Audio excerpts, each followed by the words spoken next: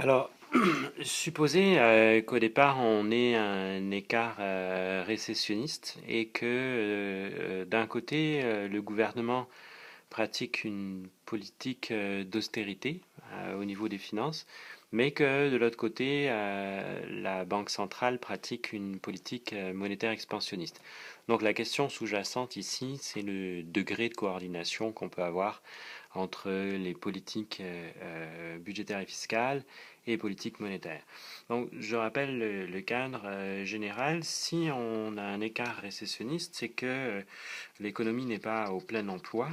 L'intersection de l'offre agrégée de long terme et de celle de court terme avec DA, mais au contraire que au départ on a une demande agrégée probablement euh, insuffisante. Donc dans le cadre de la théorie keynésienne, on va avoir un équilibre de court terme marqué par du sous-emploi.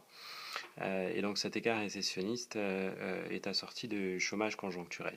Alors ce que peut pratiquer la Banque centrale dans ce contexte-là pour essayer de stimuler l'économie, de résorber l'écart en question, c'est une politique monétaire euh, expansionniste. Alors essentiellement, ce que va faire la politique en question, c'est injecter de la monnaie dans l'économie de sorte à diminuer le taux d'intérêt. Alors lorsque le taux d'intérêt diminue, ça stimule investissement et consommation, donc ça stimule la demande agrégée et ça permet de lutter contre l'écart récessionniste et de ramener l'économie au plein emploi.